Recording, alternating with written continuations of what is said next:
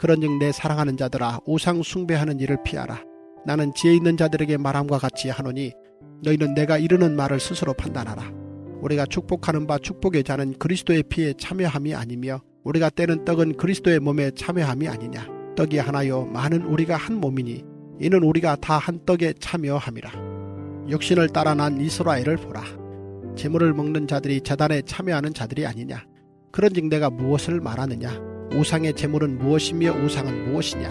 무릇 이방인이 제사한 것은 귀신에게 하는 것이요 하나님께 제사한 것이 아니니 나는 너희가 귀신과 교제하는 자가 되기를 원하지 아니하노라. 너희가 주의 잔과 귀신의 잔을 겸하여 마시지 못하고 주의 식탁과 귀신의 식탁에 겸하여 참여하지 못하리라. 그러면 우리가 주를 노여워하시게 하겠느냐. 우리가 주보다 강한 자냐. 기도하겠습니다. 하나님, 오늘 교회 안에 이미 들어온 수많은 우상들로 인해 고린도 교회가 몸살을 앓고 또 괴로워할 때 사도 바울이 오늘도 그 우상과 싸우며 그 우상에서 우상 숭배에서 빠져나올 방법을 찾고자 오늘도 이 말씀을 우리에게 남겼습니다. 하나님, 그렇습니다. 이 말씀에서 자유한 자가 누가 있겠습니까? 우리 마음 가운데 우상이 들어온 것을 하나님 부인할 수 있는 자가 누가 있겠습니까? 하나님, 그러나 하나님, 우리가 이 우상을 우습게 여기며 나는 아니라 하며 우리가 자기 죄를 보지 못하니 우리 안에서 우상이 뛰놀며 하나님 우리를 쥐고 흔들고 있습니다.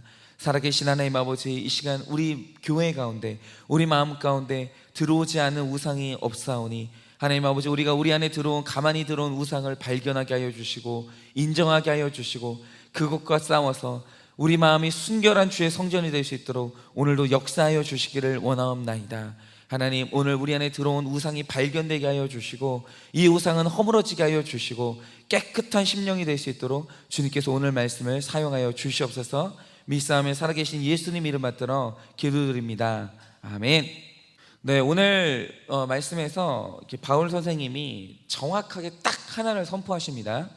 그게 뭐냐면 내 사랑하는 자들아 우상 숭배하는 일을 피하라 라고 합니다. 그러면 오늘 우리가 이 말씀에서 가장 깊게 큐티해야 될 건 딱 하나죠. 그게 뭐냐면 우리가 피해야 할 우상 숭배가 뭐냐라는 거죠. 그러니까 오늘 사도 바울은 우상을 숭배하는 일이 있다는 거예요.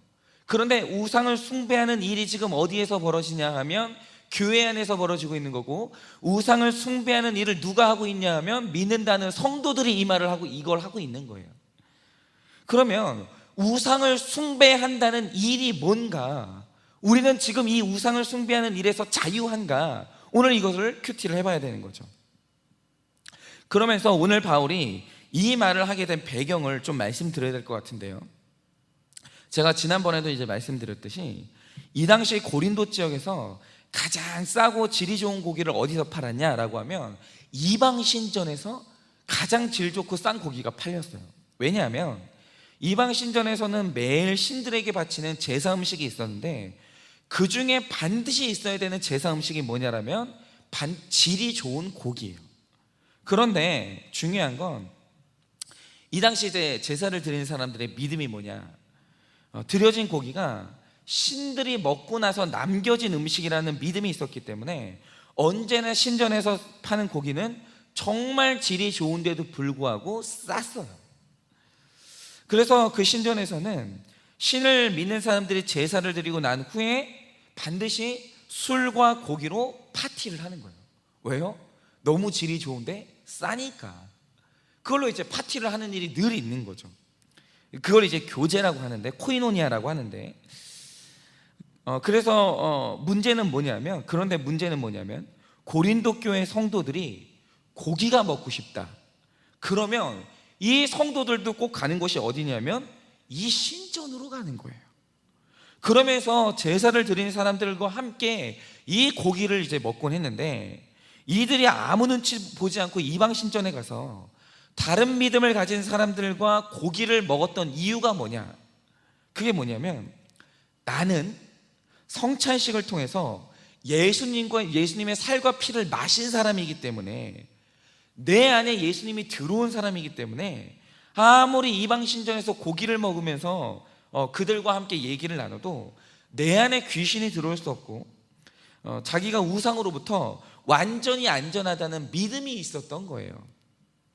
그런데 여러분, 사도 바울이 이 비성경적인 믿음을 완벽한 논리로 격파합니다. 여러분, 어제 말씀에 기록된 내용이 뭡니까? 이스라엘 광야에서 백성들에게 있었던 일을 기록하는 거예요. 그런데 여러분, 이스라엘 백성들이 광야에서 뭘 먹고 살았습니까? 여러분, 그들이 광야에서 농사했습니까? 여러분, 그들이 광야에서 목축업을 했습니까? 아니죠. 농사도 하지 않고 목축업도 하지 않았던 이스라엘 백성들이 뭘 먹고 살았습니까? 하늘에서 내려주시는 신령한 메추라기를 먹었고 반석에서 내신 생수를 마셨어요. 여러분, 그들이 먹고 마셨던 게 뭐냐면 전부 하나님이 주셨던 신령한 것으로 먹고 마셨던 거예요. 자, 그러면 하나 여쭤볼게요. 그들이 하나님께서 주시는 신령한 음식을 먹었죠. 그 음식이 그들 몸에 들어왔죠. 그들이 그 기적을 눈으로 보고 체험을 했죠. 자, 그래서 그들이 우상 숭배를 안 했습니까? 여러분, 놀라운 사실은 뭐냐면 모세가 시내산에 가서 십계명을 받는 사이에 하나님이 주신 신령한 음식을 먹은 그들이 그 음식이 주는 힘으로 힘써서 황금 송아지를 만든 다음에 그들이 그것을 숭배했어요. 여러분, 그러면 음행은 어떻습니까? 신령한 음식을 먹고 마신 그들이 광야에서 모압 여자와 음행을 하다가 연병으로 24,000명이 죽었어요. 여러분, 성찬식에 참여한 사람은 귀신이 접근 못합니까? 여러분, 성찬식 참여하시잖아요? 이번에도 참여하셨죠? 최소한 새벽 예배에 나오시는 분들은 성찬식에서 떡과 그 포도주를 마시지 않은 분이 없지요? 여러분, 그리고 교회를 등록하고 세례를 받은 사람은 귀신에 사로잡히지 못합니까? 여러분, 오늘 바울이 말하는 게 뭐냐면 너희가 이방 신전에 가서 다른 믿음을 가진 사람들과 함께 먹고 마시는 그 자체가 이미 우상 숭배에 참여하는 일이라고 정확하게 잘라서 얘기해요. 그러면 여러분, 이걸 풀어내는 게 중요해요. 그러면 왜 다른 믿음을 가진 사람들과 먹고 마시는 게 우상 숭배라고 말하는가? 여러분, 오늘 말씀을 여기서 풀어야 되는 거예요. 자, 16절에서 18절 말씀을 보면 먼저 이 성찬 예식에 대해서 말씀하시는데, 그런데 이 성찬 예식을 뭐라고 표현합니까? 떡과 포도주를 마시는 일, 주님의 피와 주님의 살을 먹고 마시는 이 일에 우리가 참여하는 것을 성찬식이라고 불러요. 그런데 여기서 이 참여하다, 사도 바울이 말하는 참여하다라는 말의 뜻이 뭐냐면 교제하다라는 뜻이에요.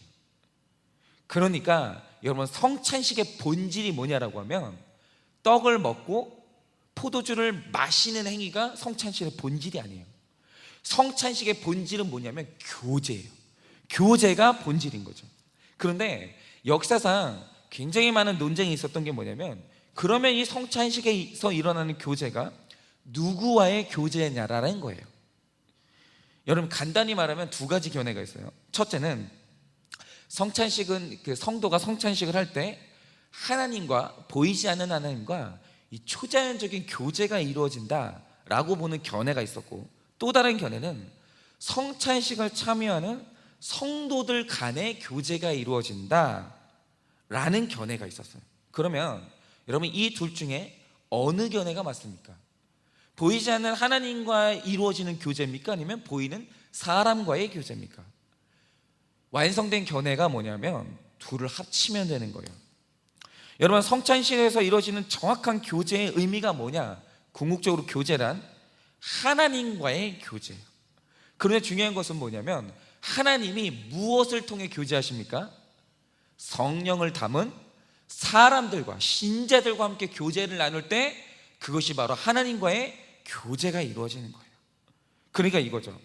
예수님의 살과 피가 우리를 구원했다고 믿는 성도들이 모여서 구원을 베푸신 하나님을 즐거워하고 이야기하는 것, 바로 그게 성찬식에서 이루어지는 교제예요. 즉, 하나님께서는 당신을 믿는 사람들의 모임 가운데 임재하시고 그곳에서 이루어지는 말씀과 교제를 통해서 하나님의 말씀이 우리의 살이 되고 우리의 피가 되고 우리의 삶이 돼요.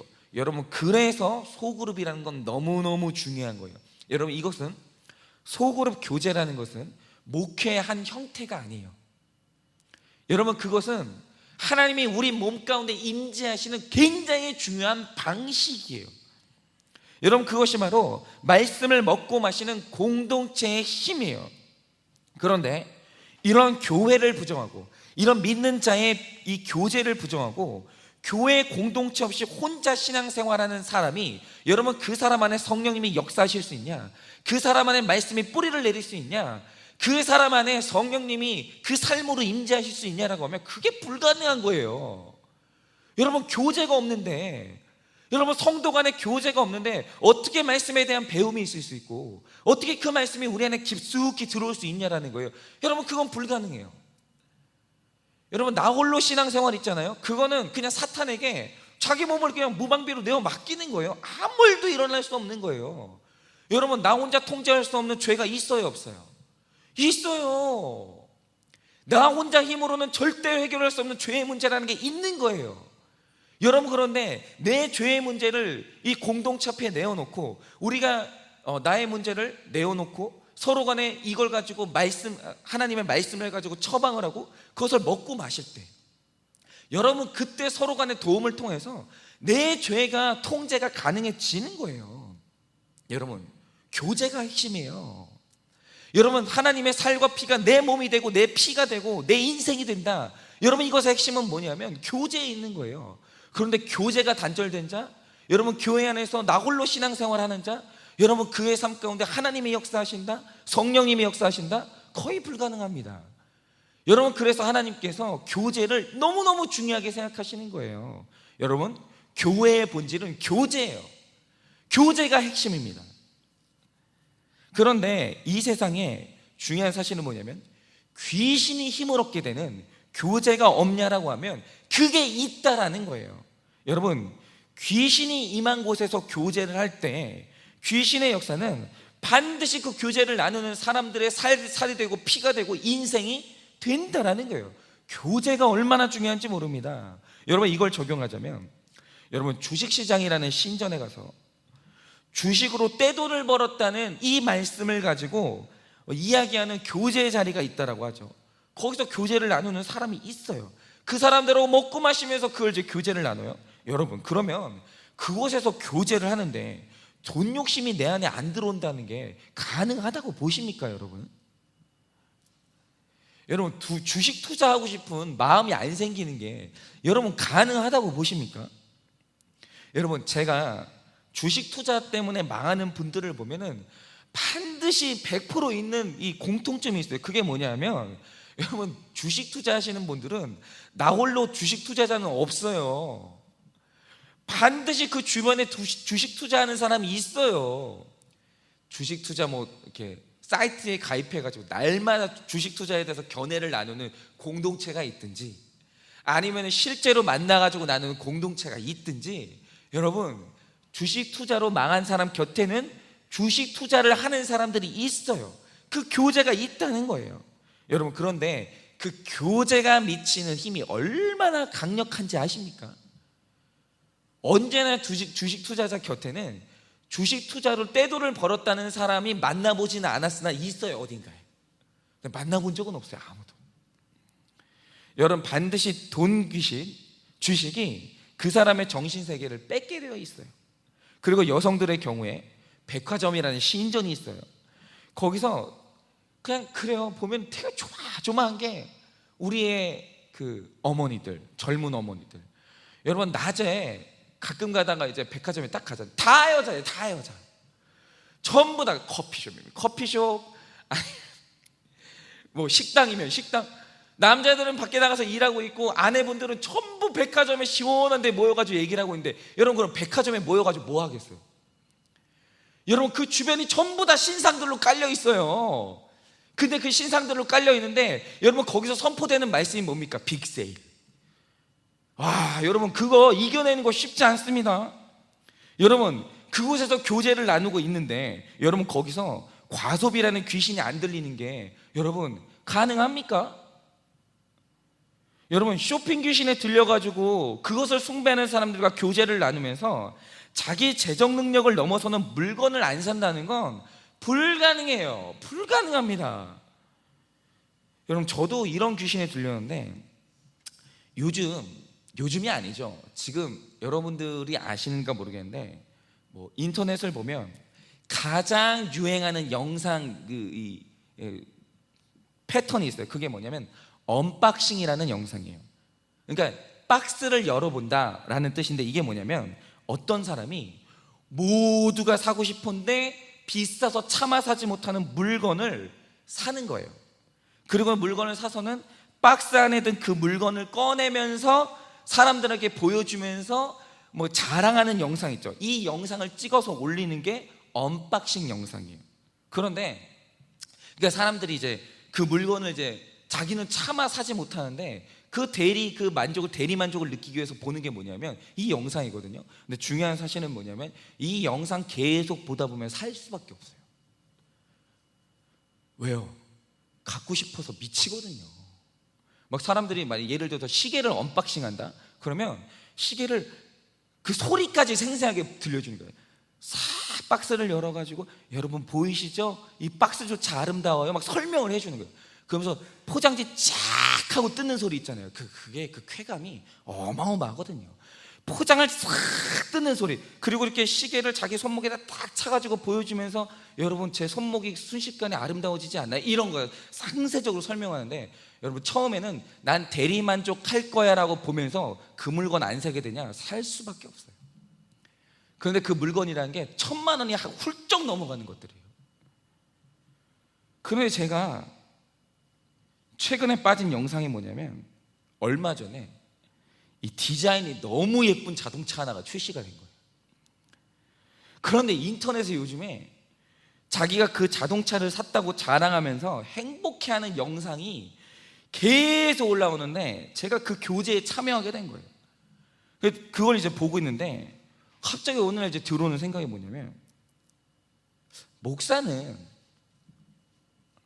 요거 한 10년 탄다고 생각하고 내가 빚내서 이런 차 타면 안 되나? 한 10년 타면 될 거 아니에요. 그죠? 10년 타면 될 거 아니에요. 근데 아무리 생각을 해봐도 지금 제 재정 상태로는 이게 감당이 안 돼요. 그러니까 갑자기 드는 생각이, 마음이 답답하면서 내가 이러고 살아야 되나? 갑자기 진짜 이런 생각이 드는 거예요. 갑자기. 이게 뭐냐면 자동차 귀신이 들어오는 거예요. 이게 마음 가운데. 여러분, 이거는 막을 수가 없는 거예요. 이게 교제의 힘이에요. 교제의 힘. 여러분이 어딘가를 가서 그들과 교제를 하잖아요. 그러면 그들이 섬기는 신은 반드시 여러분을 장악해요.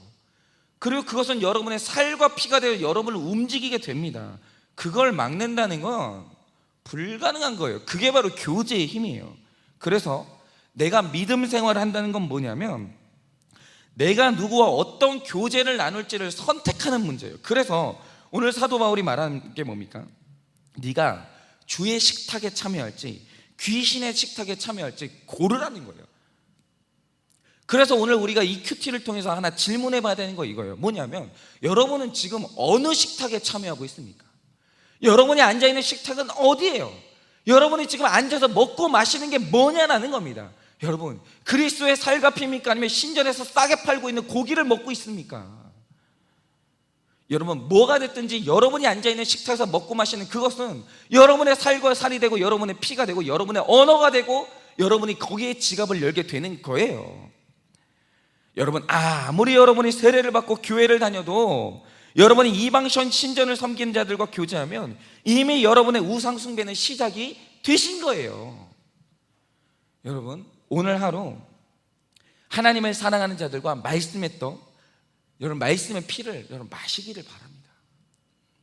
여러분, 그런데 저는 그거를 느껴요. 요즘에도 계속 이제 그런 이게 제 삶 가운데 그런 교제가 이루어지고 있거든요.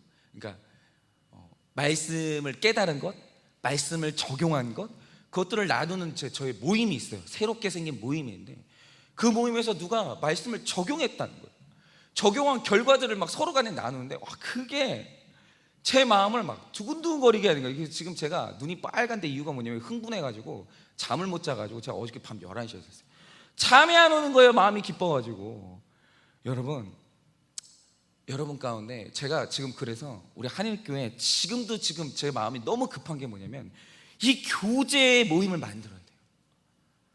그래서 저는 지금도 이 정말 꿈을 꾸는 게 뭐냐면 우리가 식사를 하고 그 다음에 성도님들이 여기 딱 앉아있는데 3, 4모여 모여가지고 들을 말씀을 가지고 교제를 나누는 이 모임이 펼쳐지는 그 광경을 상상하면 진짜 밤에 잠이 안 와요. 그걸 보고 있는 내 마음이 얼마나 기쁠까? 사람들마다 여기저기 모여가지고 그룹별로 모여가지고 차를 마시는데 다 들은 말씀을 가지고 나누는 거예요. 여러분, 정말 그 교회가 얼마나 건강해지겠어요? 여러분, 그 교회가 얼마나 성령이 충만하겠어요? 다 자기의 죄를 나누고 말씀을 나누고 그러면서 적용을 약속하고 그 다음에 지난주에 적용했던 거 가지고 또 서로 은혜를 나누고. 여러분, 그 교회는 넘어질 수가 없는 거예요. 그 교회 사탄이 힘을 쓸 수가 없는 게 교제가 강력한 교회는. 이거를 빨리 만들어야 돼요, 정말. 그래가지고 지금 이 애를 쓰고 있는데, 여러분 정말 오늘도 기도하실 것은 뭐냐면 먼저 우리 가정이 정말 우리 식탁에서 정말 주님의 말씀이 선포되는 가정이 되기를 위해서, 이 교제가 이루어지는 가정이 되기를 위해서 여러분 반드시 기도하셔야 돼요. 내 배우자와 나 사이가 이 교제가 이루어지는 예배 현장이 되기를 간절하게 기도하셔야 돼요. 여러분, 내가 만나는 사람들이 내가 입을 뗄 때마다 사람들에게 큐티책 전해주고 말씀을 전해주고 내 인생에서 역사하신 하나님의 역사를 말하는, 여러분 내 입술이 그런 식탁을 나누는 바로 그 교제의 현장이 돼야 되는 거예요. 여러분, 꼭 우리의 인생이 늘 하나님의 말씀을 나누는 이 교제가 이루어지는 인생이 되기를 위해 기도하시고, 여러분 우리 교회 안에, 우리 가정 안에, 나의 삶 가운데 이 교제의 몸이 활성화되고 부흥되어지는 역사가 일어나기를 여러분 꼭 오늘 이 새벽에 기도하시는 여러분 되시기를 예수님의 이름으로 축원을 드립니다.